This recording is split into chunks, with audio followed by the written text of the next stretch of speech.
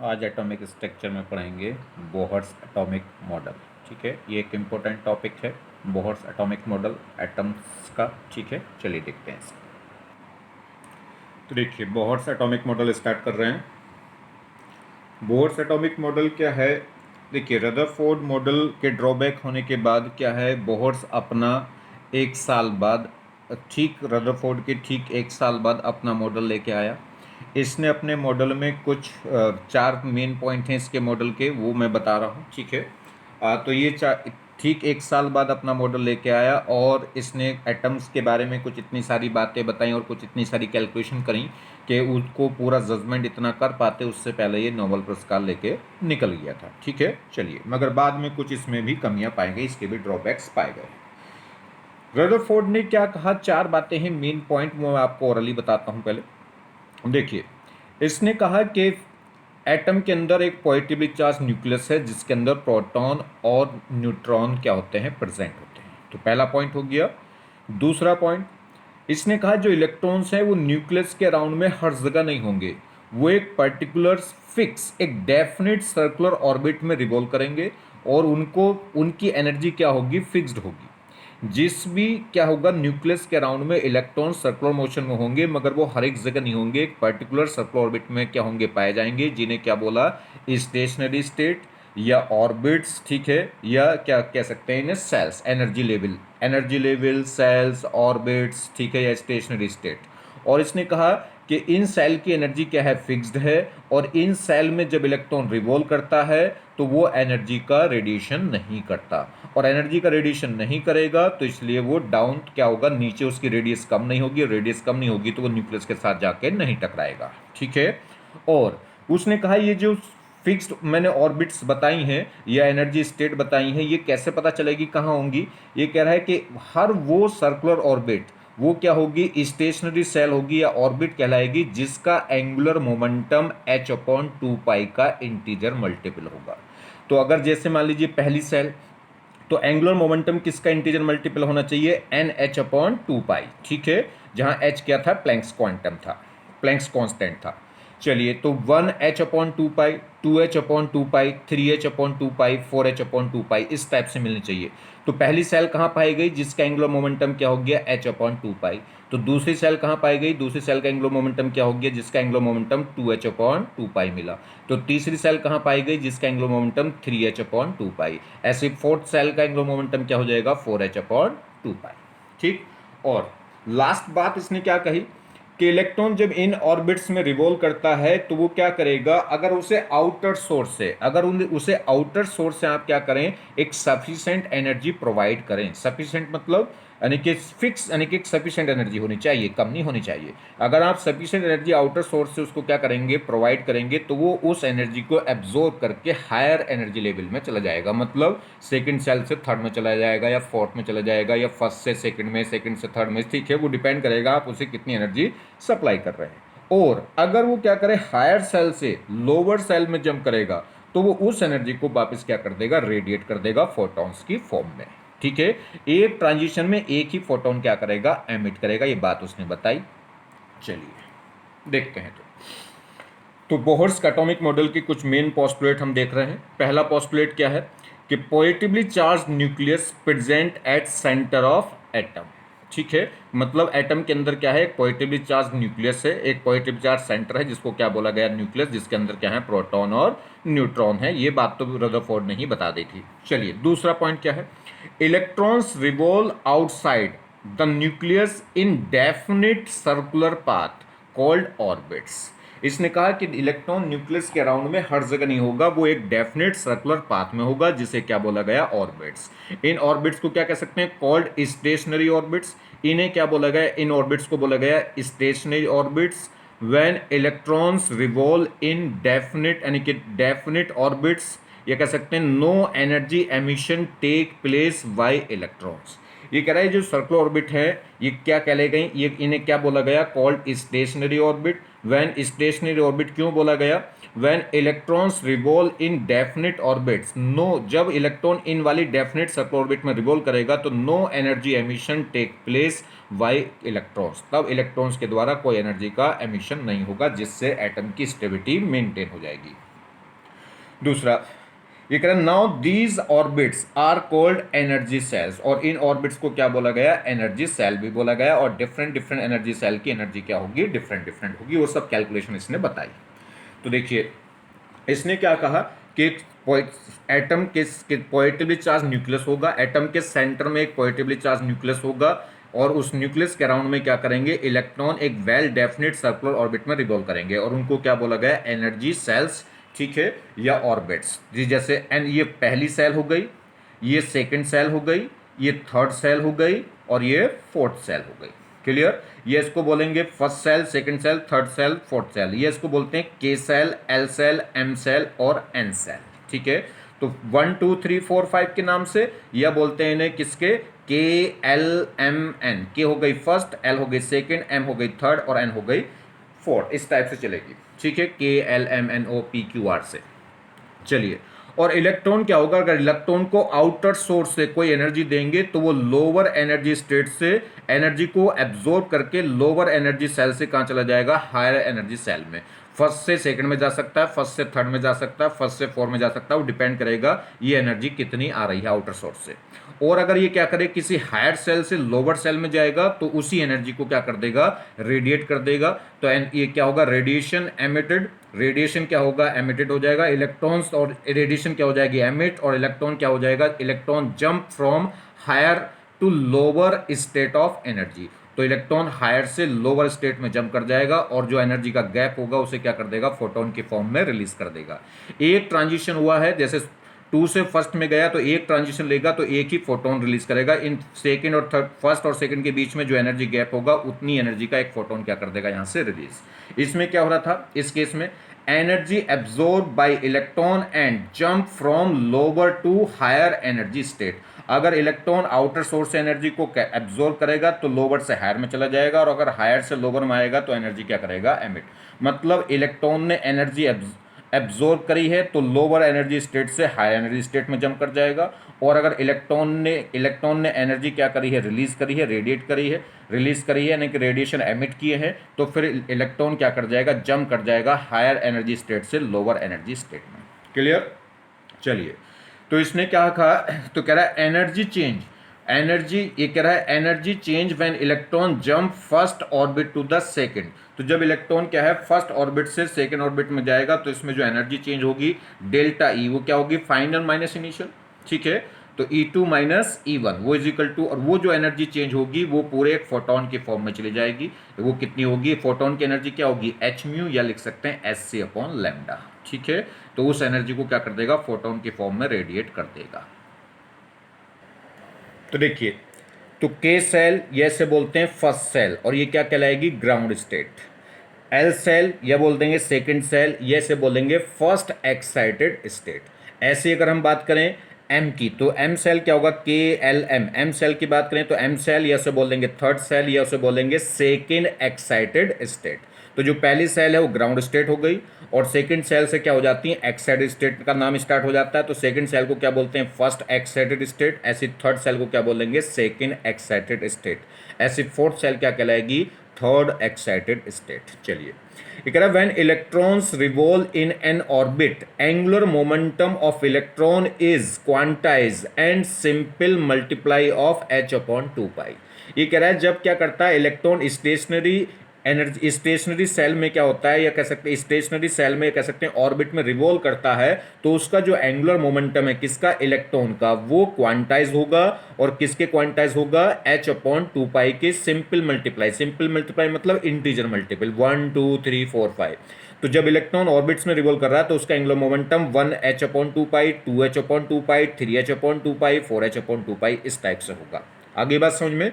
तो when electrons revolve in an orbit angular momentum of electron is quantize. Quantize मतलब इस h upon 2 pi के integer multiple होगा, यानी कि इसके 1 टाइम्स या इसके 2 टाइम्स या इसके 3 टाइम्स, यानी कि बीच में नहीं हो सकता, ऐसा नहीं हो सकता 1.5 h अपॉन 2 पाई, ठीक। सिंपल मल्टीपल मतलब इंटीजर वैल्यू। तो एंगुलर मोमेंटम ऑफ इलेक्ट्रॉन, तो इलेक्ट्रॉन का जो एंगुलर मोमेंटम, अगर हम किसी भी पार्टिकल का एंगुलर मोमेंटम तो कैसे डिफाइन करते हैं, m v r. M v होता है लीनियर मोमेंटम, इंटू आर करते हैं तो angular momentum, m v r. तो वो किसके इक्वल होगा, एच अपॉन टू पाई के इंटीजर मल्टीपल होगा, मतलब एन एच अपॉन टू पाई, जहां पे एन क्या है, कोई भी इंटीजर वैल्यू 1 2 3 4 5। इसे हम बोल रहे हैं, ये थर्ड पोस्टुलेट है, इससे जो इक्वेशन बनी इसे थर्ड इक्वेशन हम बोल रहे हैं फिलहाल अभी, ठीक है। चलिए, जहां पे m क्या हो गया, मास ऑफ इलेक्ट्रॉन्स, v क्या हो गई, स्पीड ऑफ इलेक्ट्रॉन्स, और r क्या हो गई, रेडियस ऑफ ऑर्बिट, जिस ऑर्बिट में इलेक्ट्रॉन रिवॉल्व कर रहा है। Electron revolve only in those orbit in which angular momentum of electron is quantize. Electron सिर्फ और सिर्फ केवल उन्हीं ऑर्बिट्स में पाया जाएगा जिनका एंगुलर मोमेंटम क्या होगा, क्वांटाइज होगा, किसका, h अपॉन टू पाई का, ठीक है। तो इसलिए पहली सेल कहां मिलेगी, जहां पे एंगुलर मोमेंटम पहली सेल में क्या मिल जाएगा, h अपॉन टू पाई। ऐसी दूसरी सेल का एंगुलर मोमेंटम पूछे तो n की वैल्यू 2 हो गई होगी, तो क्या होगा 2h अपॉन टू पाई। तीसरी सेल कहां मिली होगी, जहां एंगुलर मोमेंटम हो गया होगा 3h अपॉन टू पाई। दूसरा, ये कह रहा है कैलकुलेशन, ये कह रहा है combine force of attraction between nucleus and electrons. Nucleus और इलेक्ट्रॉन के बीच में जो कंबाइंड फोर्स है वो किसके बेस से मिलेगा, इलेक्ट्रॉन जब कोई भी, देखिए कोई इलेक्ट्रॉन जब रिवॉल्व कर रहा होगा तो रिवॉल्व करने के लिए उसे एक सेंटीपिटल फोर्स चाहिए, और सेंटीपिटल फोर्स कहां से मिल रहा होगा, न्यूक्लियस के पॉजिटिव चार्ज और इलेक्ट्रॉन के नेगेटिव चार्ज की वजह से उनके बीच में एक इलेक्ट्रोस्टैटिक अट्रैक्शन फोर्स होगा। वो जो इलेक्ट्रोस्टैटिक अट्रैक्शन फोर्स है वही क्या कर देगा, उसे सेंटीपिटल फोर्स प्रोवाइड कर देगा। मतलब इलेक्ट्रॉन न्यूक्लियस के साथ बंधा होगा किससे, इलेक्ट्रोस्टैटिक अट्रैक्शन फोर्स से। वो अट्रैक्शन फोर्स होगा कितना, जब भी दो चार्ज पार्टिकल हैं तो उनके बीच में जो इलेक्ट्रोस्टैटिक अट्रैक्शन फोर्स होता है वो कितना होगा, के Q one Q two upon R square. के क्या हो गया कांस्टेंट, और क्यू1 हो गया न्यूक्लियस का चार्ज, क्यू2 हो गया इलेक्ट्रॉन्स का चार्ज, और आर क्या हो गया, रेडियस हो गई किसकी, ऑर्बिट की, जिसमें इलेक्ट्रॉन रिवॉल्व कर रहा है। न्यूक्लियस के चार्ज क्या होगा, न्यूक्लियस में जो चार्ज है वो पॉजिटिव चार्ज है, किसकी वजह से, प्रोटॉन्स की वजह से। प्रोटॉनों की संख्या किसकी इक्वल होती है, एटॉमिक नंबर के। तो प्रोटॉनों की संख्या किसके इक्वल होती है, एटॉमिक नंबर के। एटॉमिक, और एक प्रोटॉन पे चार्ज होता कितना, फंडामेंटल चार्ज, जिसे बोलते हैं ई चार्ज, एक इलेक्ट्रॉन का या एक प्रोटॉन का चार्ज। तो न्यूक्लियस पे जो चार्ज हो गया वो कितना हो गया, जेड ई, और इलेक्ट्रॉन पे चार्ज कितना हो गया, ई, ठीक है। तो Q1 हो गया जेड ई, और Q2 कितना हो गया, ई अपॉन आर स्क्वायर। इसे इक्वेशन बोल रहे हैं फर्स्ट, जहां पे जेड क्या है, एटॉमिक नंबर है, ठीक, और के क्या है, कांस्टेंट, जिसकी वैल्यू होती है 1/4/5 एप्सिलॉन नॉट। ये ऐसा यूनिट वैल्यू आएगी जिसकी निकल के कितनी, 9 × 10⁹ नेक्स्ट। तो देखिए, अब जो फोर्स होगा, फोर्स इक्वल होता है F इक्वल टू होता है m × a, मगर यहाँ पे जो फोर्स है, एक्सेलेरेशन है, वो कौन सा एक्सेलेरेशन लगाना है, सेंटीपिटल एक्सेलेरेशन, क्योंकि जो एक्सेलेरेशन है वो ट्रांसलेशन नहीं सेंटीपिटल है, और सेंटीपिटल एक्सेलेरेशन क्या होता है, v² अपॉन r। तो यहाँ पे जो सेंटीपिटल फोर्स होगा वो सेंटीपिटल फोर्स होगा, वो कितना होगा, mv² अपॉन r। तो जहाँ पे v² अपॉन r इस क्या है, सेंटीपिटल एक्सेलेरेशन है। तो ये इक्वेशन हो गई सेकंड, कि जो सेंटीपिटल जो फोर्स है वो किसके इक्वल होगा, mv² अपॉन r के, ठीक है। और ये किससे बैलेंस होगा, इलेक्ट्रोस्टैटिक फोर्स से। तो हम क्या कर सकते हैं, दोनों फोर्स को क्या रख दें, इक्वल। तो हम इक्वेशन फर्स्ट और इक्वेशन सेकंड को क्या रख दें, इक्वलाइज कर दें। तो इक्वेशन फर्स्ट सेकंड से क्या होगा, जो सेंटीपिटल फोर्स है उसको वो कहां से प्रोवाइड हो रहा होगा, इलेक्ट्रोस्टैटिक अट्रैक्शन फोर्स से। तो mv² अपॉन r इक्वल हो गया होगा kZe² अपॉन r स्क्वायर, ठीक है। जहां पे k की वैल्यू कितनी है, 9 × 10⁹ newton metre square coulomb square. ये इस k को क्या लिख सकते हैं, 1/4π एप्सिलॉन नॉट, जहां एप्सिलॉन नॉट क्या होता है, परमिबिलिटी ऑफ द वैक्यूम, ठीक है। चलिए, तो यहां से अगर मैं क्या करूं, इस इक्वेशन से देखिए, एक r से r कैंसिल हो जाएगा, क्या बचेगा, r, इस r से r कैंसिल होगा तो यहां बचेगा r। तो यहां से अगर मैं v² निकालूं तो यह कहता हूं v² की जो वैल्यू है वो कितनी है, m यहां आ जाएगा, तो ये हो जाएगा kZe² अपॉन mr हो जाएगा, ठीक है। तो यहां से v² की वैल्यू आ गई। अब हम क्या करेंगे, इस वैल्यू को, तो इक्वेशन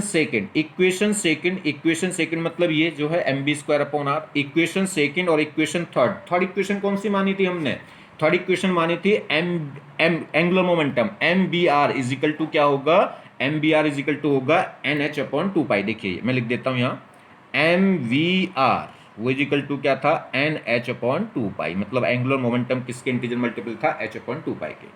तो इस ये हो गई सेकंड इक्वेशन, ये हो गई क्या है, थर्ड इक्वेशन। इस थर्ड को और सेकंड को आप क्या करें, ये देखिए सेकंड को, तो क्या करें, यहां से हम क्या करेंगे, देखिए, तो जो सेकंड इक्वेशन है इसमें क्या है, एम बी की वैल्यू आप क्या करें, निकाल कर रखें इसमें, या v² की वैल्यू आप क्या कर लें, यहां से निकालिए। v² की वैल्यू कैसा आएगी, यहां से v निकाल लो। v इज इक्वल टू, अगर मैं यहां से लिखूं तो v इज इक्वल टू क्या होगा, nh अपॉन 2π, और अपोन में क्या आ जाएगा, अपोन में क्या आ जाएगा, m इंटू आर और आ जाएगा। ये किसकी वैल्यू आ गई, v की वैल्यू यहाँ से आ गई r की फॉर्म में। इस अब हमें इसमें रख दो इसको, ये v की वैल्यू यहाँ रख दो जरा। तो v square is equal to क्या था, के जेड ई स्क्वायर अपॉन आर एम। तो v की जगह हम ये वैल्यू रख देंगे। तो v का स्क्वायर करेंगे तो इसका स्क्वायर हो जाएगा, क्या होगा, N square H square 4 pi square और ये होगा m square r square is equal to क्या होगा, के जेड ई स्क्वायर अपॉन आर एम। यहाँ से सोल्व करेंगे, यहाँ आर से आर कैंसिल होगा तो क्या बचेगा, आर, यहाँ आर है, यहाँ आर स्क्वायर है तो यह कैंसिल होगा तो क्या बचेगा, आर, आर मुझे निकालना है तो आर इज इक्वल टू क्या होगा, बाकी सब नीचे आ जाएगा।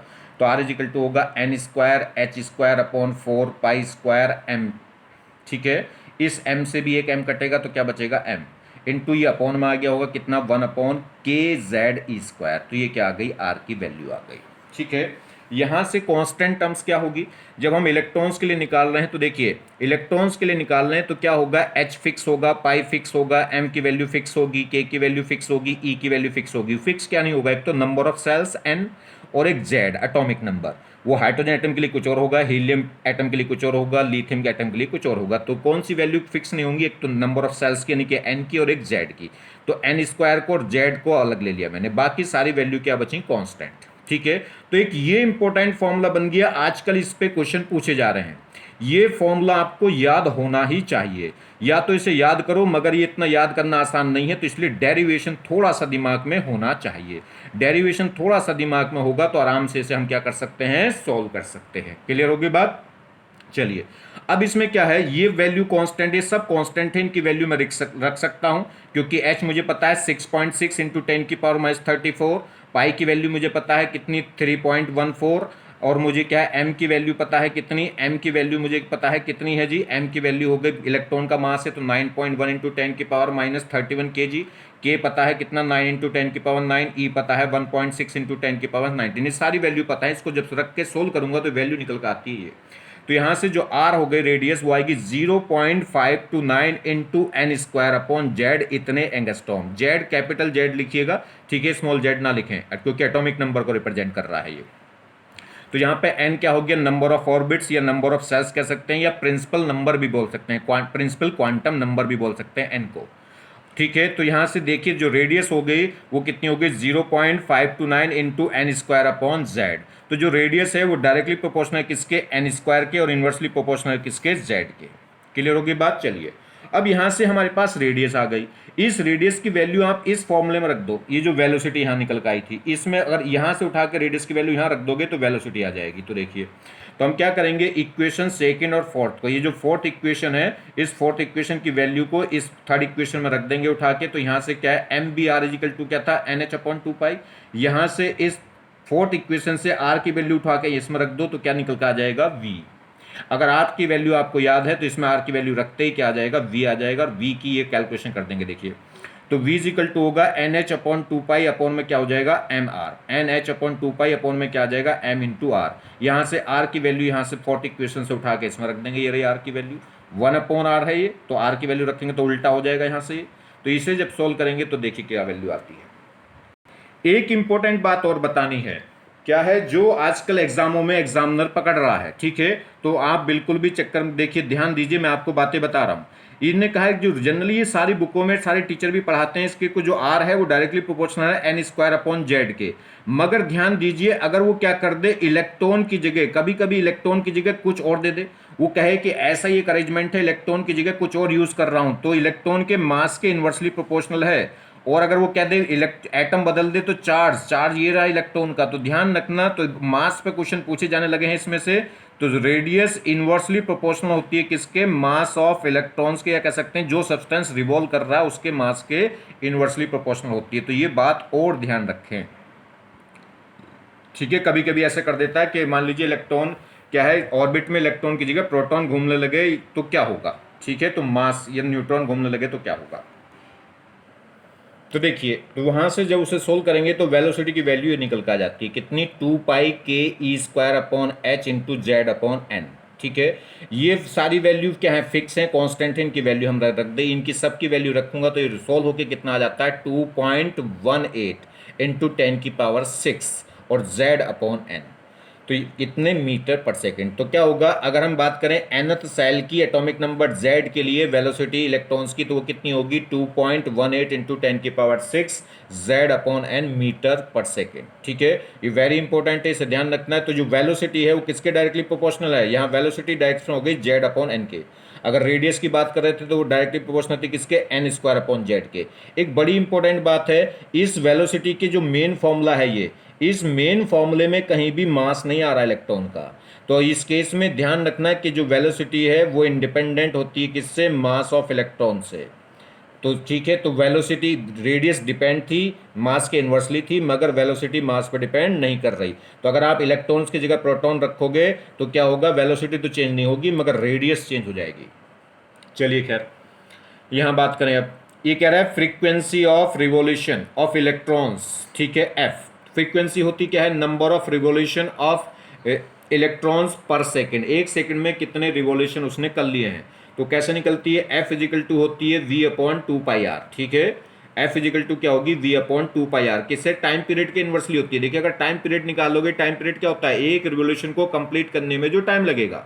तो टाइम कैसे होता है, डिस्टेंस अपॉन स्पीड। डिस्टेंस होगी पूरे सर्कमफेरेंस की एक 2πr, और अपॉन स्पीड v, तो 2πr अपॉन v क्या होता है, टाइम पीरियड। तो फ्रीक्वेंसी उसकी उल्टी हो जाएगी, v अपॉन 2πr।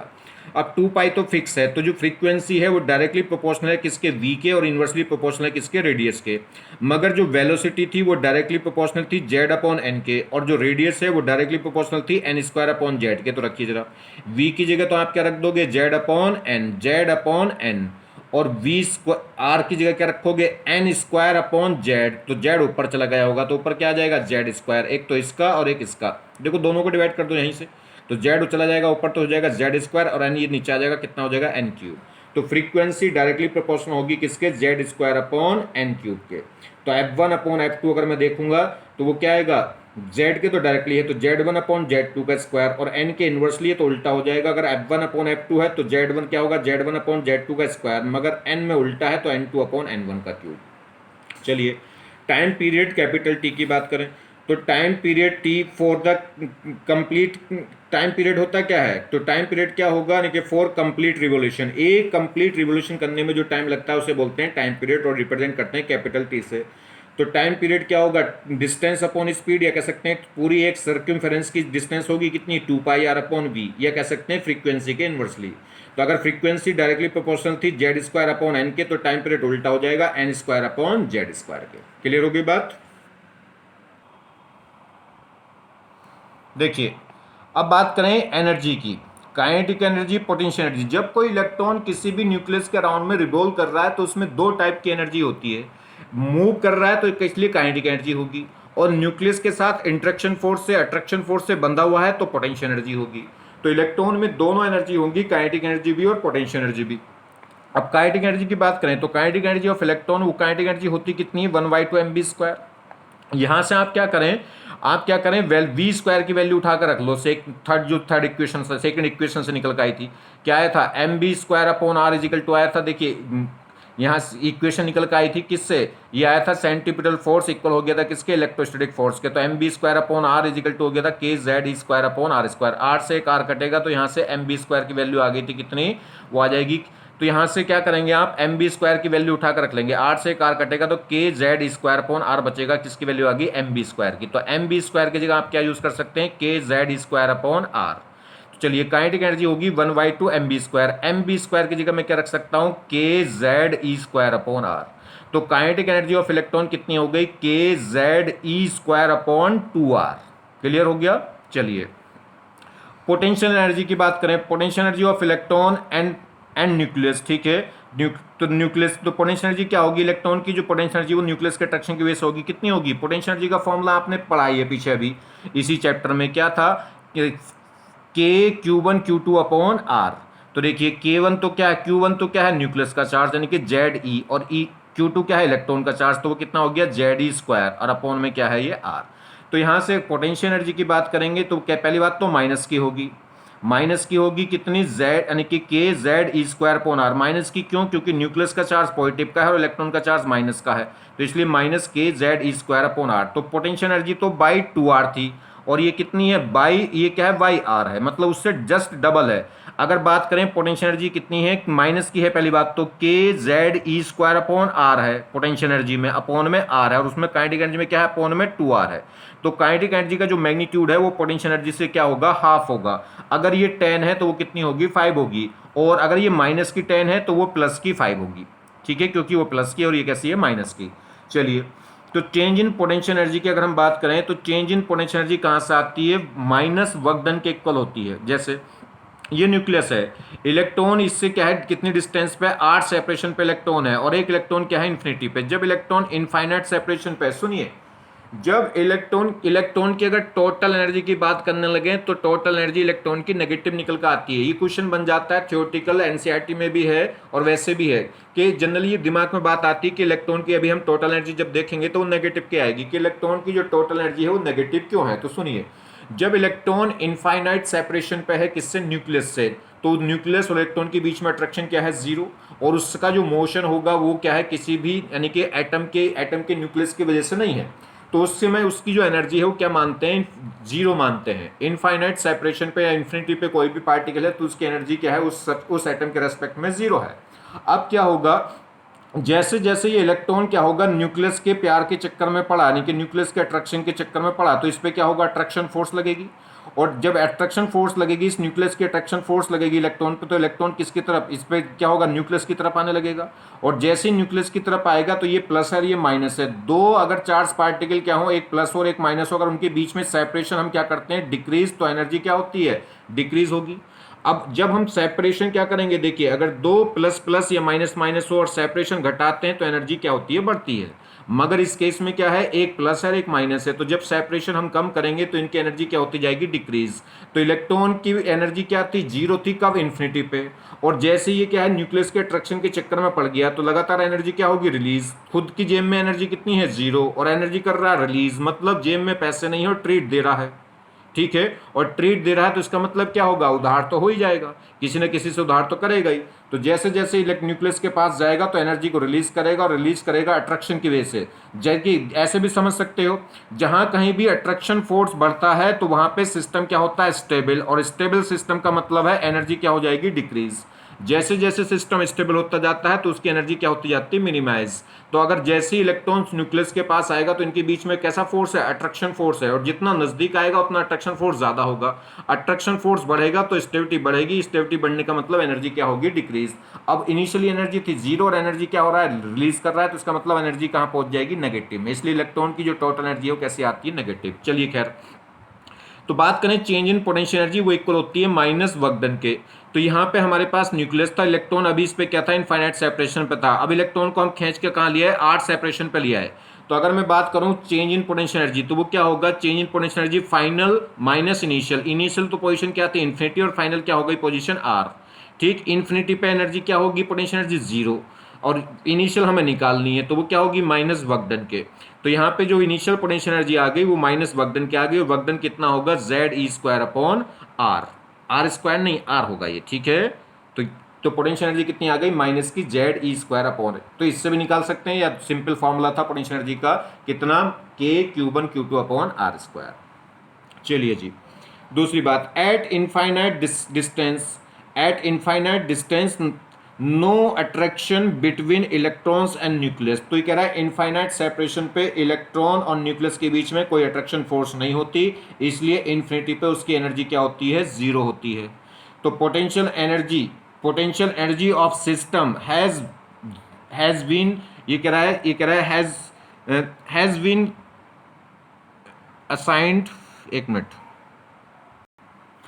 तो जब इलेक्ट्रॉन इनफाइनाइट सेपरेशन पे होगा, इनफाइनाइट डिस्टेंस पे होगा, तो इलेक्ट्रॉन न्यूक्लियस के बीच में अट्रैक्शन क्या होगा जीरो, और अट्रैक्शन जीरो होगा तो पोटेंशियल एनर्जी सिस्टम की क्या होगी जीरो होगी, और जीरो होगी, और ये जीरो एनर्जी क्या होती है मैक्सिमम होती है, क्योंकि जैसे इलेक्ट्रॉन न्यूक्लियस के अट्रैक्शन के चक्कर में पड़ेगा तो एनर्जी क्या होती जाएगी रिलीज, मतलब मिनिमम होती जाएगी, कुछ ना कुछ एनर्जी रिलीज होगी, तो इसका मतलब एनर्जी घटती जाएगी। तो इसलिए इलेक्ट्रॉन की मैक्सिमम एनर्जी कितनी होती है जीरो, और वो भी कब होती है इन्फिनिटी पे, और जैसे ये न्यूक्लियस के चक्कर में आएगा तो एनर्जी कैसी हो जाएगी नेगेटिव की, नेगेटिव का मतलब डिक्रीज हो जाएगी। तो ध्यान रखें इलेक्ट्रॉन्स की मैक्सिमम एनर्जी कितनी होती है जीरो, और वो भी कहाँ होती है इनफाइनाइट पोजीशन पे। तो टोटल एनर्जी की बात कर लो, total energy of atom, total energy of electron in atom, ठीक है। तो टोटल एनर्जी ऑफ एटम ये कह सकते हैं इलेक्ट्रॉन्स, तो वो क्या होगा जी, potential energy plus kinetic energy, तो kinetic energy plus potential energy दोनों का सम।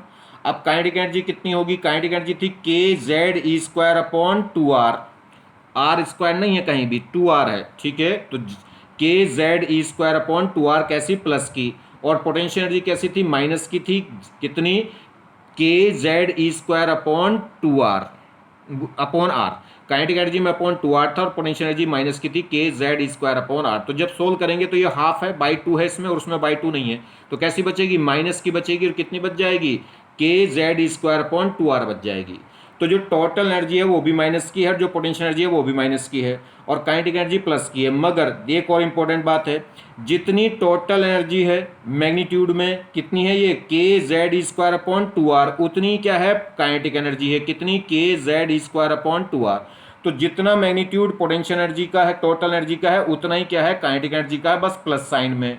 और जितनी टोटल एनर्जी है उसके जस्ट डबल कौन है, पोटेंशियल एनर्जी है, ठीक। तो पोटेंशियल एनर्जी भी नेगेटिव की है, टोटल एनर्जी भी नेगेटिव की है, काइनेटिक एनर्जी प्लस की है, पहली बात। जितनी टोटल एनर्जी है उतनी ही काइनेटिक एनर्जी है, मगर पोटेंशियल एनर्जी इन दोनों से क्या है, डबल है। किससे, तो काइनेटिक एनर्जी से भी और टोटल एनर्जी से भी क्या है, डबल है उसका मैग्नीट्यूड। चलिए बात, तो देखिए इसका कंक्लूजन देखिए। तो अगर हम क्या करें, टोटल एनर्जी ऑफ एटम या इलेक्ट्रॉन्स कहें, टोटल एनर्जी ऑफ इलेक्ट्रॉन्स या टोटल एनर्जी ऑफ एटम्स का क्या करें, ट्वाइस करें, तब वो इक्वल होगी किसके, पोटेंशियल एनर्जी के। तो पोटेंशियल एनर्जी क्या होती है, टोटल एनर्जी के ट्वाइस होती है, जितनी टोटल एनर्जी है उसका 2 टाइम्स क्या होगी, पोटेंशियल एनर्जी होगी। दूसरी जितनी काइनेटिक एनर्जी होती है उतनी ही टोटल एनर्जी होती है, मगर साइन दोनों का क्या होता है, रिवर्स। अगर ये प्लस है तो वो कैसी होगी, माइनस होगी, या अगर ये माइनस है तो वो कैसी हो जाएगी, प्लस, इसलिए माइनस साइन लगा दिया। और अगर बात करें काइनेटिक एनर्जी, तो टोटल पोटेंशियल एनर्जी, तो पोटेंशियल एनर्जी अगर हम बात करें तो पोटेंशियल एनर्जी काइनेटिक एनर्जी की जस्ट क्या होती है, 2 टाइम्स होती है, और साइन इनका क्या होता है, रिवर्स। अगर ये क्या होगी, माइनस की होगी, तो काइनेटिक एनर्जी क्या हो जाएगी, प्लस की, इसलिए माइनस साइन लग गया, ठीक है। तो ये बात ध्यान रखनी, इंपॉर्टेंट बात है। तो जो टोटल एनर्जी, बस 2 ही बातें ऐसे दिमाग में रखो कि पोटेंशियल एनर्जी भी माइनस की और टोटल एनर्जी भी माइनस की और काइनेटिक एनर्जी प्लस की, एक बात तो याद रखो। दूसरी बात ये याद रखो कि मैग्नीट्यूड, जितना मैग्नीट्यूड टोटल एनर्जी का है उतना ही किसका है, काइनेटिक एनर्जी का है कितना, वो के जेड ई स्क्वायर अपॉन 2r। और पोटेंशियल एनर्जी का जो मैग्नीट्यूड है वो टोटल एनर्जी और काइनेटिक एनर्जी के जस्ट डबल है। चलिए नेक्स्ट बात करें, ये कह रहा है अगर हम इक्वेशन 4th और 5th लगाएं तो उसमें कह रहा है टोटल एनर्जी। तो टोटल एनर्जी क्या है, वही तो थी kinetic energy plus potential energy. Total energy निकल के कितनी आ गई थी, माइनस का के जेड ई स्क्वायर अपॉन 2r आ गया था। आर की वैल्यू उठा के यहाँ रख ली, आर की वैल्यू उठा के ये रख ली यहाँ पे। जब आर की वैल्यू उठा के रखेंगे तो यहाँ पे जो टोटल एनर्जी का फॉर्मूला है वो ये आ जाएगा, देखो माइनस की आएगी, -2 पाई स्क्वायर के स्क्वायर ई की पावर कितना है, ये 4 into M E upon H square into Z square upon N square. Z और एन की वैल्यू वेरी कर सकती है क्योंकि नंबर ऑफ सेल्स डिफरेंट हो सकती हैं, 1 2 3। जेड डिफरेंट हो सकता है, हाइड्रोजन एटम का कुछ होगा, हीलियम एटम का कुछ होगा, बेरिलियम एटम का कुछ होगा, ये बाकी सब फिक्स रहेंगे। इसको अगर मैं सोल्व करूं, निकालूं इन फिक्स वैल्यू को, सबको वैल्यू को रख के, तो कितना आता है, कितना आता है, माइनस साइन तो है ही, कितना आएगा 13.6 इंटू क्या हो गया, Z square upon N square. और ये जो वैल्यू है निकल के किसमें आती है, इलेक्ट्रॉन वोल्ट पर एटम, एक एटम की या एक इलेक्ट्रॉन की, तो इलेक्ट्रॉन पर एटम, ठीक है जी। तो टोटल एनर्जी कितनी हो गई, माइनस की हो गई 13.6 into Z square upon N square, और किस में आ गई, इलेक्ट्रॉन वोल्ट में, और पर एटम है। चलिए इसे जूल में कन्वर्ट करें तो एक इलेक्ट्रॉन वोल्ट तुम्हें पता है कितना होता है, 1.6 इंटू 10 की पावर -19 जूल। तो इससे क्या कर दें, इसे मल्टीप्लाई कर दें, इलेक्ट्रॉन वोल्ट को अगर जूल में कन्वर्ट करना है तो इससे मल्टीप्लाई करेंगे तो वैल्यू निकल के आ जाती है, माइनस की तो होगी कितनी, 2.18। तो ये कितना हो जाता है, 2.18 इंटू 10 की पावर -18। तो वहां था माइनस का 13.6 into Z square upon N square, ये था इलेक्ट्रॉन वोल्ट में। अगर जूल में निकाल रहे हैं तो क्या है, -2.18 इंटू 10 की power -18, Z square upon N square तो रहेगा ही, क्या हो गया, इतने जूल पर एटम। तो ध्यान रखना जो टोटल एनर्जी है वो डायरेक्टली प्रोपोर्शनल हो रही किसके, Z square upon N square के। अगर मैं क्या निकालूंगा, E1 अपॉन E2 निकालूंगा तो एन स्क्वायर के तो जेड स्क्वायर का तो डायरेक्टली है, तो Z1 अपॉन Z2 का तो क्या हो जाएगा, स्क्वायर। और इंटू एन के इन्वर्सली है तो उल्टा हो जाएगा। अगर ये E1/E2 है तो वो हो जाएगा N2/N1 का स्क्वायर। क्लियर हो गई बात। अब अभी नोट पॉइंट क्या है, एक नोट पॉइंट समझिए। ये जो बोहर्स हमने बोहर्स एटॉमिक मॉडल पढ़ा है और इसमें बहुत सारी कैलकुलेशन आई हैं कि इलेक्ट्रॉन्स कौन सी सेल में होगा, उसकी रेडियस कितनी होगी, उसकी एनर्जी कितनी होगी, उस सेल में इलेक्ट्रॉन कितनी स्पीड से मूव कर रहा होगा, उसमें फ्रीक्वेंसी क्या होगी, टाइम पीरियड क्या होगा। मगर ये सारी जो कैलकुलेशन है ये वैलिड पाई गई किसके लिए, केवल उसी एटम के लिए वैलिड पाई गई जिसमें एक इलेक्ट्रॉन था। तो ये हाइड्रोजन या हाइड्रोजन लाइक एटम के लिए पाई गई। जैसे तो boards model is applicable for single electron species, उसी स्पेसीज के लिए वैलिड हुई ये सारी बातें जिसमें केवल एक इलेक्ट्रॉन है। जैसे हाइड्रोजन के लिए वैलिड है, हाइड्रोजन में एक इलेक्ट्रॉन है। हीलियम एटम के लिए वैलिड नहीं होगा क्योंकि हीलियम एटम में कितने इलेक्ट्रॉन है, 2। मगर हीलियम प्लस कर दूं तो प्लस का मतलब एक इलेक्ट्रॉन निकल गया, तो अब हीलियम प्लस में कितने रह गए, एक इलेक्ट्रॉन रह गया। तो हीलियम के लिए वैलिड नहीं है मगर हीलियम प्लस के लिए वैलिड होगा। ऐसे ही Li के लिए बात करूं तो Li में कितने इलेक्ट्रॉन होते हैं, 3, तो Li के लिए वैलिड नहीं है। Li+1 के लिए भी वैलिड नहीं होगा मगर Li+2 का मतलब क्या है, +2 का मतलब 2 इलेक्ट्रॉन निकल गए, तो 3 इलेक्ट्रॉन थे, 2 इलेक्ट्रॉन रिमूव हो गए, तो इसमें Li+2 में कितने इलेक्ट्रॉन बचे, 1, तो इसके लिए वैलिड होगा। तो इस केवल उसी स्पेसीज के लिए वैलिड होगा जिसमें सिंगल इलेक्ट्रॉन है। क्लियर हो गई बात। चलिए ये कुछ ग्राफ हैं, ग्राफ का लेक्चर मैं अलग से ले चुका हूं, वहां आप देख लीजिए, ठीक है। अगर आपको ग्राफ बनाने नहीं आते तो फिर भी मैं थोड़ा सा बता दे रहा हूं। यहाँ पे देखिए ये कह रहा है हमें कब ग्राफ बनाना है, at constant Z, atomic number हमने फिक्स कर लिया, तब हमें रेडियस का और इसका किसका ग्राफ बनाना, रेडियस और एन का, और रेडियस और एन स्क्वायर का। तो देखिए रेडियस जो आर थी वो डायरेक्टली प्रोपोर्शनल थी n² के। जेड तो उन्होंने कह दिया कांस्टेंट है, तो सिर्फ आर डायरेक्टली प्रोपोर्शनल रहेगी किसके, n² के। अगर मुझे ग्राफ खींचना किसमें, आर में और n² में, तो देखिए आर में और एन में देखना है तो आर की पावर भी कितनी है, 1, और n² की पावर भी कितनी है, 1। तो दोनों की पावर 1 है और प्लस है, तो क्या होगा, आर में और n² में ग्राफ कैसा होगा, स्ट्रेट लाइन। अब ये ग्राफ खींच रहा आर में और एन में, n² में नहीं, एन में। तो इस केस में क्या होगा, आर की पावर 1 होगी और एन की पावर कितनी होगी, 2। तो जब एक की पावर 1 हो दूसरे की पावर 2 हो तो ये ग्राफ कैसा होगा, पैराबोला होगा। अब पैराबोला तो क्या है, पैराबोला तो ये हो सकता है और पैराबोला ये भी तो हो सकता है, ये वाला पैराबोला। तो ये देखना पैराबोला की सिमेट्रिकल एक्सिस कौन है। अगर ये वाला पैराबोला बना रहा हूं तो इसकी सिमेट्रिकल एक्सिस कौन है, आर। अगर ये वाला पैराबोला बनाता तो सिमेट्रिकल एक्सिस कौन होती, एन। तो ध्यान दीजिए जिसका स्क्वायर है, आर डायरेक्टली प्रोपोर्शनल किसके, एन स्क्वायर के, तो एन का स्क्वायर है, तो जिसका स्क्वायर होता है पैराबोला उसकी सिमेट्री नहीं होता, पैराबोला उसकी सिमेट्री होता है जिसका स्क्वायर नहीं है। तो आर का स्क्वायर, आर की पावर है 1 और एन की पावर है 2, तो जिसकी पावर 1 होगी उसकी सिमेट्री में आता है पैराबोला। तो किसकी सिमेट्री में होगा, आर की। तो आर की पावर 1 है और एन की पावर है 2, तो इसलिए सिमेट्री किसकी होगी, आर की। तो ये पैराबोला होगा। ये पूरा ग्राफ देखूं तो ऐसा होगा। आ रही बात समझ में। चलिए ये कह रहा है एट कांस्टेंट एन, अब के एन कांस्टेंट रखा और किस में ग्राफ खींचे हैं, आर में और जेड में, आर में और 1/z में। तो देखिए अब के एन को फिक्स कर दो तो आर क्या होगा, आर क्या होगा, डायरेक्टली प्रोपोर्शनल हो जाएगा 1/z के। मुझे ग्राफ खींचना आर में और जेड में, ये एक दूसरे के क्या है, इनवर्सली है। और इनवर्सली का ग्राफ क्या होता है, रेक्टेंगुलर हाइपरबोला होता है कि नहीं होता। अगर एक टर्म्स बढ़ेगी तो दूसरी घटती जाएगी। अब वो कह रहा है ग्राफ खींचना मुझे आर में और जेड में नहीं, आर में और 1/z में। तो आज देखिए आर में और जब जेड में खींच रहा था तो ऐसा था, जब मैं जेड को ऊपर ले जाऊंगा तो जेड की पावर कितनी हो गई थी, -1। तो आर की पावर 1 थी और जेड की पावर -1 थी। तो इसका मतलब ग्राफ कैसा था, रेक्टेंगुलर हाइपरबोला। अब वो कह रहा है आर में और 1/z में, तो आर की पावर भी 1 है और 1/z की पावर भी 1 है, तो दोनों की पावर 1 है और प्लस है, तो क्या होगा, स्ट्रेट लाइन ग्राफ। यहाँ देखिए एट कांस्टेंट एन, एन क्या रखा, कांस्टेंट, और किस में ग्राफ खींच रहा है, वी में और जेड में। देखिए v डायरेक्टली प्रोपोर्शनल होता है किसके, v डायरेक्टली प्रोपोर्शनल होगा z/n के, z/n के। अब इस केस में क्या ले लिया उसने, n क्या ले लिया, कांस्टेंट, n कांस्टेंट ले लिया, तो इस केस में v डायरेक्टली प्रोपोर्शनल हो गया किसके, z के। तो b की पावर भी 1, z की पावर भी 1, दोनों की पावर 1 है और प्लस है, तो क्या होगा, स्ट्रेट लाइन ग्राफ। इसमें v में और n में पूछ रहा है आपके, z को कांस्टेंट कर दिया, z को फिक्स कर दिया, तो क्या हो गया, v इनवर्सली प्रोपोर्शनल हो गया किसके, n के। और जब इनवर्सली प्रोपोर्शनल हो तो ग्राफ कैसा होता है, रेक्टेंगुलर हाइपरबोला। यहाँ देखिए एट कांस्टेंट एन, एन को कांस्टेंट रखा और किस में ग्राफ खींच रहा है, टोटल एनर्जी में और एटॉमिक नंबर जेड में, और एक काइनेटिक एनर्जी और एटॉमिक नंबर जेड में। तो देखिए टोटल एनर्जी या काइनेटिक एनर्जी दोनों की वैल्यू एक ही है, तो बस माइनस प्लस ही तो होता है। अगर मैं बात करूं तो काइनेटिक एनर्जी क्या थी, काइनेटिक एनर्जी थी के जेड ई स्क्वायर अपॉन 2r था, क्लियर जी। और टोटल एनर्जी माइनस साइन में थी बस। तो ग्राफ खींच रहा काइनेटिक एनर्जी और जेड में, तो काइनेटिक एनर्जी जेड के डायरेक्टली प्रोपोर्शनल है, ठीक है। अगर मैं क्या ले लूँ, नंबर ऑफ सेल्स क्या ले लूँ सेम, तो काइनेटिक एनर्जी क्या हो गई, डायरेक्टली प्रोपोर्शनल हो गई किसके, जेड के। तो काइनेटिक एनर्जी होगी के जेड ई square upon 2r।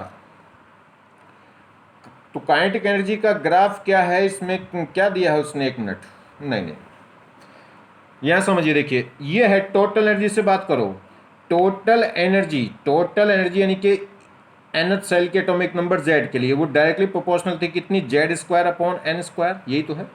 Total energy क्या होगी, वो डायरेक्टली प्रोपोर्शनल थी। फाइनल रिजल्ट क्या आ गया था, ये आ गया था -13.6 into Z square upon N square. अगर मैं n को फिक्स ले लूँ तो जो टोटल एनर्जी है, टोटल एनर्जी वो डायरेक्टली प्रोपोर्शनल हो रही है किसके, जेड स्क्वायर के। मुझे ग्राफ खींचना टोटल एनर्जी में और जेड में, तो टोटल एनर्जी की पावर 1 है और जेड की पावर कितना है, स्क्वायर है। तो इन दोनों का ग्राफ कैसा होगा, पैराबोला। और पैराबोला होगा, सिमेट्रिकल एक्सिस कौन होगी, टोटल एनर्जी, जिसकी पावर 1 होती है उसकी क्या होगी, सिमेट्रिकल होगा। तो ग्राफ ये होगा जी, जो टोटल एनर्जी की एक्सिस तो ये है और जेड की एक्सिस ये है, तो ग्राफ ये होना चाहिए। मगर टोटल एनर्जी होती कैसी है, माइनस की, तो इसलिए ग्राफ पैराबोला उल्टा हो जाएगा, ऊपर को खुलने के बजाय नीचे को खुल जाएगा मुंह, तो पैराबोला ये हो जाएगा। आगे बात सुने, तो ये ग्राफ होगा। अब काइनेटिक एनर्जी क्या होगी, काइनेटिक एनर्जी टोटल एनर्जी के क्या होती है, इक्वल होती है, मगर बस प्लस की होगी। अगर टोटल एनर्जी माइनस की थी तो काइनेटिक एनर्जी रिवर्स हो जाएगी, और रिवर्स हो जाएगी तो ये पैराबोला जब नीचे खुल रहा था तो वो कहाँ खुलेगा, ऊपर खुल जाएगा। क्लियर हो गई बात। नेक्स्ट देखिए, एक दो क्वेश्चन देख लीजिए और। ये कह रहा है कैलकुलेट रेडियस रेशो निकालना r1 upon r2, where r1 क्या है, रेडियस ऑफ सेकेंड ऑर्बिट, यानी कि r1 की वैल्यू तो कितनी है 2, second orbit of H atom, hydrogen atom.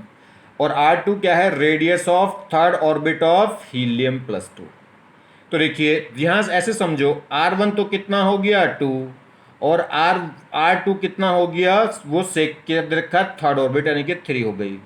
अब Z1 की बात करूं तो Z1 R1 किसका, हाइड्रोजन एटम का है, तो Z1 कितना हो गया 1, और Z2 किसका है, कौन सा दे रखा है, हीलियम प्लस है, तो एटॉमिक नंबर कितना हो गया हीलियम का 2, ये हो गया।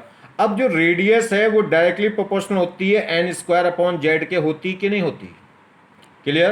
तो मुझे क्या निकालना, R1 अपॉन R2, वो इक्वल होगा एन स्क्वायर का तो डायरेक्टली है, तो N1 अपॉन N2 का तो स्क्वायर इंटू जेड के इन्वर्सली है तो उल्टा हो जाएगा Z2 अपॉन Z1। N1 कितना है जी, ये रहा 2/3 है, ये 2/3, तो यहां से कितना आ गया, ये 2/3 का स्क्वायर, और z क्या हो गया, Z2 कितना है 2 और Z1 कितना है 1, तो ये उल्टा हो गया 2/1। तो यहां से 2 का स्क्वायर इंटू 2 कितना हो गया 8, और ये क्या होगा 3 का स्क्वायर कितना हो गया 9, तो आंसर कितना हो गया 8/9 आ गया। आगे बात समझ में हो जाएगा जी। तो R1 अपॉन R2 क्या होगा, N1 अपॉन N2 का स्क्वायर, और उल्टा हो जाएगा Z2 अपॉन Z1, वैल्यू रख लेंगे इनकी और आंसर आ जाएगा 8/9। दूसरा क्वेश्चन देखिए, calculate velocity of electron of helium plus represent in के सेल।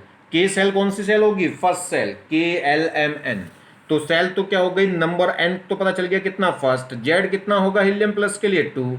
तो वेलोसिटी का फॉर्मूला होता क्या है, वेलोसिटी अगर हम देखें किसी भी n सेल के लिए एटॉमिक नंबर z के लिए, तो कितनी होती है 2.18 इंटू 10⁻⁶ z अपॉन n होती है, z अपॉन n मीटर पर सेकेंड। जेड n तो कितना है 1 और z कितना है 2, ठीक है। तो बात समझ में आ गई, बात नहीं, तो वेल फॉर्मूला कितना होता है 2.18 into 10⁻⁶ into z upon n होता है। z कितना है हीलियम के लिए 2 है, तो ये 2 हो जाएगा, और सेल क्या दे रखी है उसने, फर्स्ट सेल, तो क्या हो गई 1 हो जाएगा जी सोल्व। अब तो नेक्स्ट देखिए, कैलकुलेट द वैल्यू ऑफ किसकी जी, फ्रीक्वेंसी f1 अपॉन f2 निकालना है, वेयर f1 क्या है, frequency of radiation of electron in second orbit, मतलब जो f1 तो किसकी फ्रीक्वेंसी है, सेकेंड ऑर्बिट की, ऑफ हाइड्रोजन एटम के लिए, एंड f2 क्या है, रिवोल्यूशन ऑफ इलेक्ट्रॉन इन किसमें, थर्ड ऑर्बिट, किसके लिए, Li+2 आयंस के लिए। तो फ्रीक्वेंसी था कि फ्रीक्वेंसी क्या थी, फ्रीक्वेंसी जो एफ थी वो डायरेक्टली प्रोपोर्शनल थी किसके, Z square upon N cube के थी। बस रख लो जी इसको, ठीक है। तो F1 अपॉन F2 क्या होगा, Z1 अपॉन Z2 का स्क्वायर इंटू एन में क्या हो जाएगा, N2 अपॉन N1 का स्क्वायर। Z1 तो हाइड्रोजन है, कितना हो गया 1। Z2 कौन है, Li है तो लिथियम है, तो कितना हो जाएगा 3। N2 कितना होगा, थर्ड सेल होगी। N1 कितनी होगी, सेकंड सेल होगी। तो N2 की तो वैल्यू है 3 और N1 की वैल्यू कितनी 1, रख देंगे वैल्यू, 100 हो जाएगा कि नहीं होगा। चलिए तो देख लेते हैं F1 अपॉन F2। तो Z1 तो कितना हो गया, 1 हो गया हाइड्रोजन एटम के लिए, और Z2 कौन है, Li के लिए कितना होगा 3। तो इसका क्या कर देंगे स्क्वायर इंटू N2 कौन है, थर्ड सेल है, और N1 कौन सी है, सेकंड सेल है, और इसका क्या रखना है क्यूब। बस सोल्व करिए। ये कितना हो गया जी, यहाँ से अगर हम बात करेंगे ये 3 का स्क्वायर कितना होगा, 1 अपॉन ऐसे कर लो 3 का स्क्वायर इंटू ये क्या होगा 3 का क्यूब अपॉन 2 का क्यूब। 3 का स्क्वायर और 3 का क्या है क्यूब है, तो ये हट जाएगा पूरा, क्या बचेगा ऊपर 3, और ये 2 का क्यूब कितना हो जाएगा 8, तो 3 अपॉन 8 आएगा आंसर। क्लियर। तो देखिए किसी भी एटम के अंदर इलेक्ट्रॉन की जो टोटल एनर्जी थी वो कितनी आई थी, -13.6 into Z square upon N square electron volt पर एटम। अगर हम बात करें हाइड्रोजन एटम ले लें, तो हाइड्रोजन एटम के लिए जेड की वैल्यू क्या हो जाएगी 1। चलिए तो अगर मैं क्या करूं, energy associate with electron present in के सेल मतलब फर्स्ट सेल, के सेल, और ये कह सकते हैं एनर्जी ऑफ के सेल, तो फर्स्ट सेल में हाइड्रोजन एटम की अगर हम बात करें, हम एनर्जी निकालना चाह रहे हैं कि इलेक्ट्रॉन अगर क्या है हाइड्रोजन एटम के लिए फर्स्ट सेल में रिवॉल्व कर रहा हो तो उसकी टोटल एनर्जी कितनी होगी। तो हाइड्रोजन एटम की फर्स्ट सेल की एनर्जी कितनी होगी, तो रखिए value -13.6 into Z, hydrogen atom है तो जेड कितना हो गया 1, तो जेड स्क्वायर तो हट गया, जेड तो हटा ही दो, बस कितना हो गया। अगर हम बात करें टोटल एनर्जी किसकी निकालना है, टोटल एनर्जी किसकी निकालना है, हाइड्रोजन एटम के लिए, तो जेड तो 1 ही हो गया, तो बस कितना हो जाएगा -13.6 upon into Z square upon N था, तो बस एन स्क्वायर बचेगा, जेड तो गया क्योंकि जेड तो 1 हो गया, और 1 का स्क्वायर तो 1 ही हो जाएगा। तो यहाँ रखते जाइए, अगर हमें पहली सेल की निकालनी है हाइड्रोजन एटम के लिए तो एन की वैल्यू 1 रख दो, और 1 का स्क्वायर तो 1 ही रहेगा, तो कितनी वैल्यू आ गई -13.6 इलेक्ट्रॉन वोल्ट पर एटम। और ये क्या होगी, मिनिमम एनर्जी होगी, इससे और कम एनर्जी नहीं हो सकती, क्योंकि इससे फर्स्ट सेल के अंदर और कहीं नहीं जा सकता इलेक्ट्रॉन।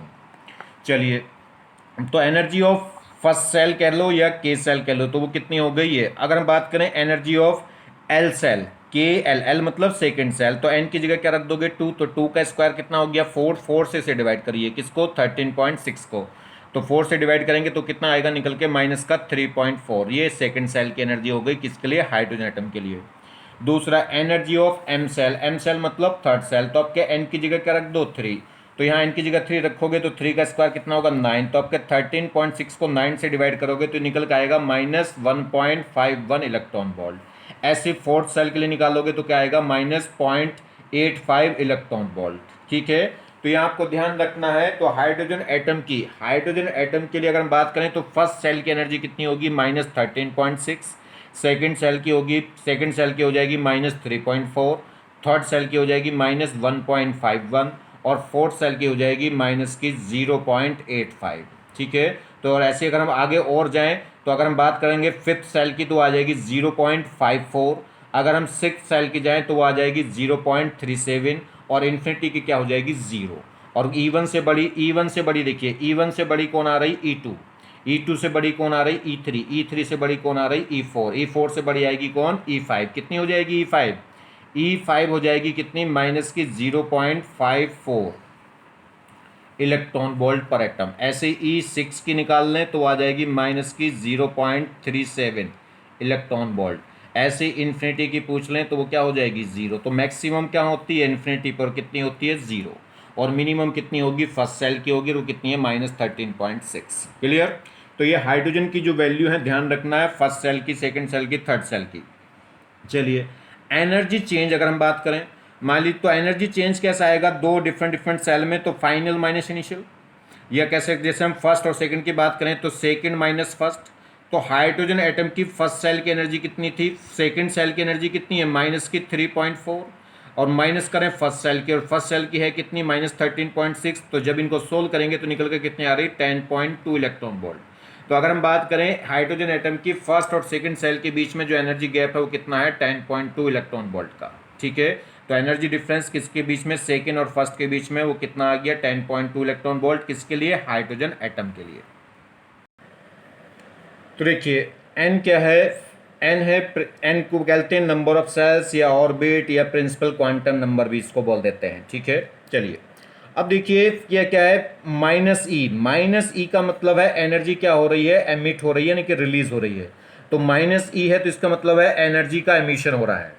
अगर प्लस ई है तो इसका मतलब है एनर्जी क्या हो रही है, एब्जॉर्ब हो रही है। देखिए अगर हम क्या करेंगे, अगर ये एनर्जी क्या होगी, कोई भी इलेक्ट्रॉन लोअर सेल से हायर सेल में जंप करेगा तो इसका मतलब एनर्जी को क्या कर रहा है, एब्जॉर्ब कर रहा है, और वो कैसी आएगी, प्लस की।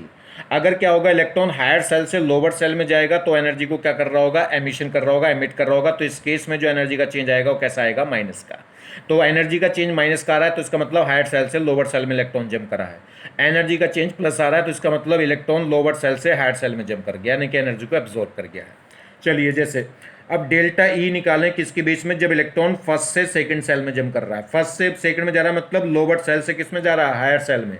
तो जब लोअर से हायर में जा रहा है तो रिक्वायर्ड एनर्जी होगी, तो क्या होगी किसके लिए, E1 माइनस E2। तो कितना होगा, E1 कितनी थी, E1 है माइनस की 13.6 और E2 कितनी है, माइनस की 3.4। जब डिफरेंस निकालेंगे तो प्लस का आ जाएगा 10.2। तो हाइड्रोजन एटम के अंदर इलेक्ट्रॉन को अगर फर्स्ट सेल से सेकंड सेल में पहुंचाना तो उसके लिए कितनी एनर्जी रिलीज करनी पड़ेगी हमें, कितनी एनर्जी एब्जॉर्ब करेगा वो, 10.2 इलेक्ट्रॉन वोल्ट।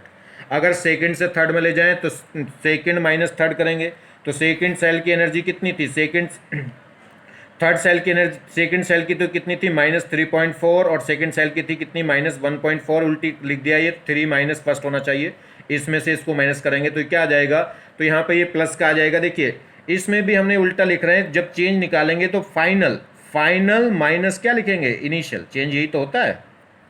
चलिए तो यहाँ पे भी क्या होगा, ये E3 माइनस E2, तो ये निकल के कितना आएगा, 1.89। तो अगर हम फर्स्ट सेकंड के बीच में गैप देखें तो 10.2 का है, सेकंड थर्ड के बीच में गैप देखें तो कितना है, 1.89 का। अगर सेकंड से थर्ड में जा रहा है तो इतनी एनर्जी रिक्वायर्ड होगी, अगर थर्ड से सेकंड में आएगा तो इतनी एनर्जी क्या हो जाएगी, रिलीज, फिर वो माइनस की आएगी। ऐसी 3 से 4th में जा रहा है तो 3 से 4 में जाएगा तो एनर्जी गैप कितना निकल के आएगा, 0.66। आप क्या करें, 3 और 4 का डिफरेंस निकाल लें।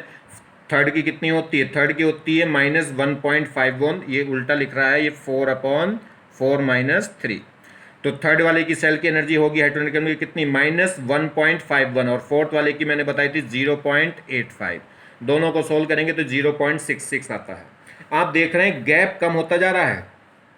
फर्स्ट सेकंड में गैप देख रहे हैं तो 10.2, सेकंड थर्ड में गैप देख रहे हैं तो 1.89, और अगर 3 4 में गैप देख रहे हैं तो और भी छोटा हो गया, 0.66। ठीक है, तो इलेक्ट्रॉन को अगर ग्राउंड सेल से हायर सेल में ले जाओगे तो एनर्जी क्या होगी, रिक्वायर्ड होगी। ये क्या, n=1 का मतलब है, इसे बोलते हैं ग्राउंड स्टेट।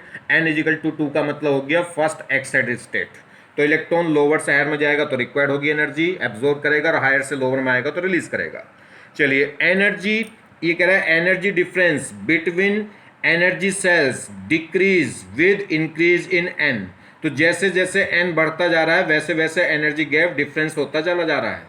तो एन बढ़ेगा तो एनर्जी डिफरेंस, यानी कि ई नहीं, डेल्टा ई डिफरेंस क्या होता चला जाएगा, डिक्रीज होता चला जाएगा। अभी आप देखते आ रहे हैं कि 1-2 के बीच में डिफरेंस कितना आ रहा था, 10.2 इलेक्ट्रॉन वोल्ट का। अगर सेकंड थर्ड के बीच में गैप देख रहे हैं तो 1.89 इलेक्ट्रॉन वोल्ट का, और अगर थर्ड और फोर्थ के बीच में गैप देख रहे हैं तो 0.66 का आ रहा है। आ रही बात समझ में। चलिए तो ऐसा डायग्राम बन रहा है कि ये एनर्जी का ऊपर बढ़ती हुई जा रही है। देखिए फर्स्ट से ज़्यादा एनर्जी होती है सेकंड सेल की, सेकंड सेल से ज़्यादा होती है थर्ड की, थर्ड से ज़्यादा होती है फोर्थ की, और सबसे ज़्यादा किसकी हो जाती है, इनफाइनाइट पे, कितनी, 0।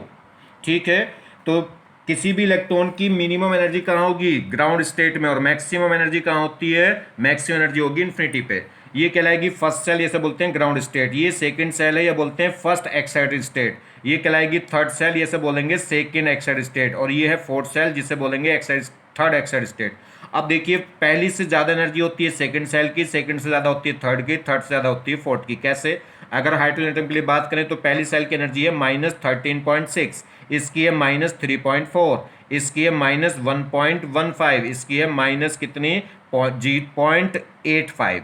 तो माइनस में वैल्यू घटने का मतलब एनर्जी बढ़ती जा रही है। मगर एक और इंपॉर्टेंट बात देखिए, फर्स्ट और सेकंड के बीच में गैप बड़ा है, और वो गैप कितना आता है, 10.2 का, और सेकंड और थर्ड के बीच में देखेंगे तो गैप और कम हो गया, और वो कितना आता है 1.89 का। अगर मैं 3 और 4 के बीच में देखूंगा तो गैप और भी कम हो गया, और वो कितना आता है 0.66 का।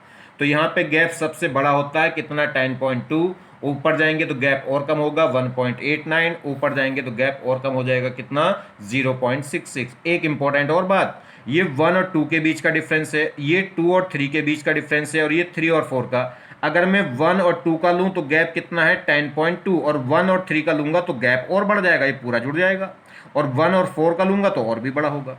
आ रही बात समझ में नहीं? तो डिफरेंस समझ गए, 1 और 2 बड़ा होगा किससे, यानी कि 2 माइनस 1 बड़ा होगा किससे 3 माइनस 2 से, और 3 माइनस 2 बड़ा होगा किससे 4 माइनस 3 से। मगर 1 माइनस 2, 1 माइनस 3, 1 माइनस 4, तो 1 माइनस 4 सबसे बड़ा होगा, 3 माइनस 1 और कम होगा, 2 माइनस 1 और भी कम होगा।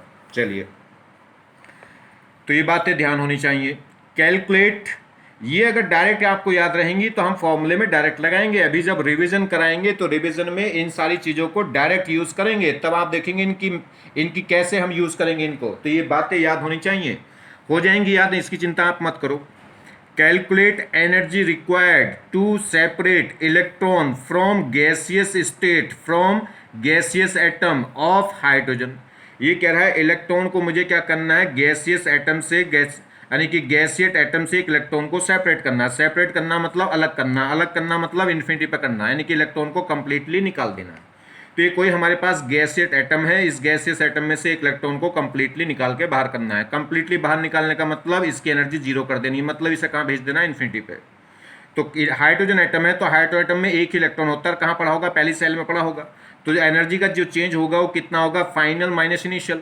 फाइनल तो क्या होगी, इनफाइनाइट, और इनिशियल क्या होगी, E1।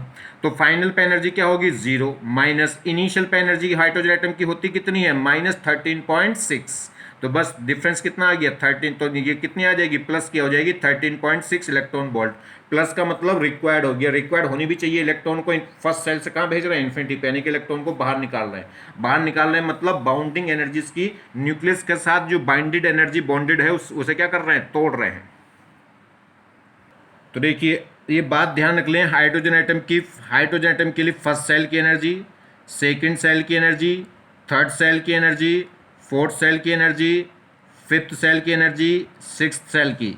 तो फर्स्ट सेल की तो कितनी है, -13.6, सेकंड सेल की कितनी है, -3.4, इसकी कितनी है, -1.51 थर्ड सेल की, फोर्थ सेल की होगी -0.85।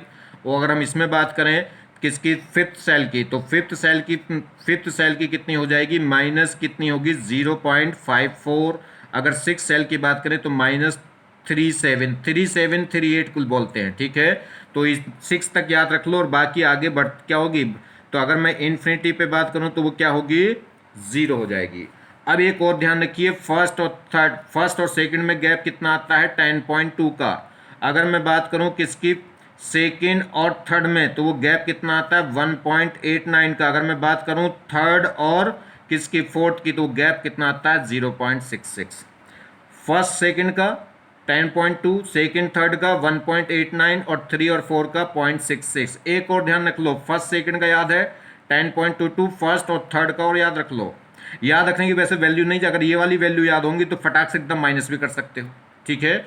तो ये कितनी होती है 12.09। अगर फर्स्ट और थर्ड का गैप लूँ तो 12.09 होता है।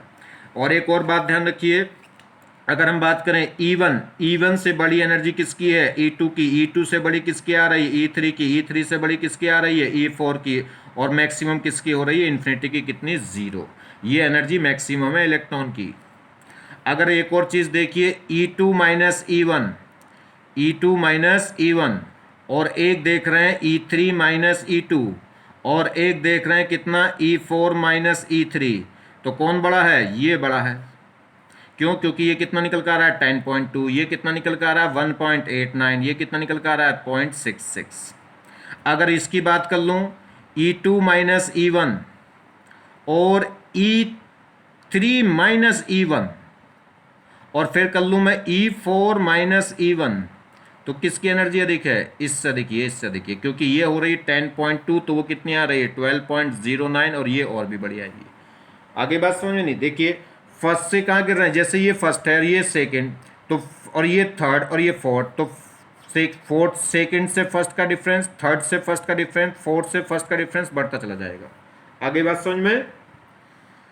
चलिए, और एक और चीज पूछ सकता है, जैसे काइनेटिक एनर्जी, अगर हम क्या करेंगे, अगर हम बात करें, देखिए पोटेंशियल एनर्जी की, टोटल एनर्जी क्या है, टोटल एनर्जी E1 से बड़ी, E2 से बड़ी, E3 टोटल एनर्जी तो है। तो जैसे जैसे क्या करेगी, टोटल एनर्जी वेरी करेगी, वैसे ही पोटेंशियल एनर्जी भी वेरी करेगी। तो पोटेंशियल एनर्जी E1 से बड़ी कौन होगी, E2 से बड़ी कौन होगी, E3। क्यों? क्योंकि दोनों का साइन सेम था, टोटल एनर्जी भी माइनस की थी, पोटेंशियल एनर्जी भी माइनस की थी। बस ये जितनी होगी, जितनी E1 होगी, तो पोटेंशियल एनर्जी 1 कितनी होगी, इस E1 की डबल होगी। अगर ये माइनस की 13.6 है तो इसकी डबल हो जाएगी। मगर काइनेटिक एनर्जी क्या होगी, काइनेटिक एनर्जी उल्टी होगी, क्योंकि वो प्लस में थी, और प्लस में थी तो फर्स्ट बड़ी होगी, सेकंड और कम होगी, और थर्ड और भी कम होगी। समझ में आ रही बात? नहीं तो E1 से काइनेटिक एनर्जी क्या है, घटती जाएगी। तो काइनेटिक एनर्जी सबसे ज्यादा किसमें होती है, किसी भी एटम की, फर्स्ट सेल में, उससे कम होगी सेकंड सेल में, उससे कम होगी थर्ड सेल में। मगर टोटल एनर्जी और potential energy number of shells के साथ बढ़ती जाती है, और मैक्सिमम कहाँ होती है, इन्फिनिटी पे। चलिए, थैंक्स।